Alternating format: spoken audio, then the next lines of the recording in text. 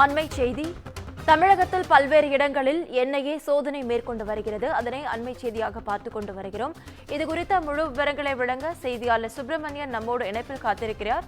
சுப்பிரமணியன், வணக்கம். விவரங்கள் என்ன? தமிழகத்தில் என்ஐஏ அதிகாரிகள் இன்று சோதனை மேற்கொண்டு வருகின்றனர். குறிப்பாக சென்னையில் மட்டும் 9 இடங்களில் இந்த சோதனை நடத்தப்பட்டு வருவதாக அதிகாரிகள் தரப்பில் சொல்லப்பட்டிருக்கிறது. சென்னை, கன்னியாகுமரி, புதுக்கோட்டை, தாம்பரம் உள்ளிட்ட இடங்களில் இந்த சோதனை என்பது மேற்கொள்ளப்பட்டு வருகிறது. சென்னையில் சிட்லப்பாக்கம், வண்டலூர், வெட்டுவாங்கேணி, திருவல்லிக்கேணி, ஏழுகிணறு, நன்மங்கலம், ராயப்பேட்டை, வண்ணாரப்பேட்டை, நீலாங்கரை ஆகிய இடங்களில் சோதனை என்பது மேற்கொள்ளப்பட்டு வருகிறது.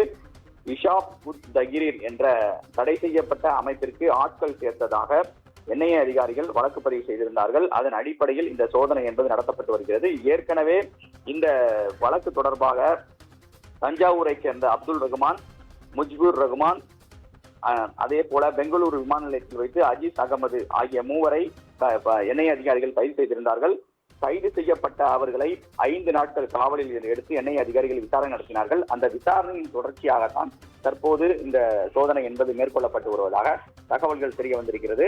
மொத்தம் 2 வழக்குகள் இந்த இது தொடர்ந்து தடை செய்யப்பட்ட அமைப்பு தொடர்பாக 2 வழக்குகள் என்ஐஏ பதிவு செய்திருக்கிறது. அதன் அடிப்படையில் தான் இந்த சோதனை என்பது மேற்கொள்ளப்பட்டு வருகிறது.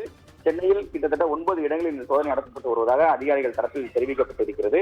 ஏழுகிணறு பகுதியில் ரகுமான் என்பவர் வீட்டில் சோதனை மேற்கொள்ளப்பட்டு வருகிறது.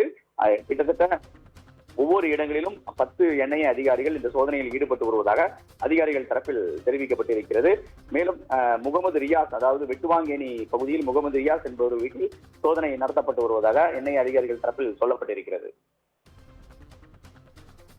விவரங்களுக்கு நன்றி சுப்பிரமணியன்.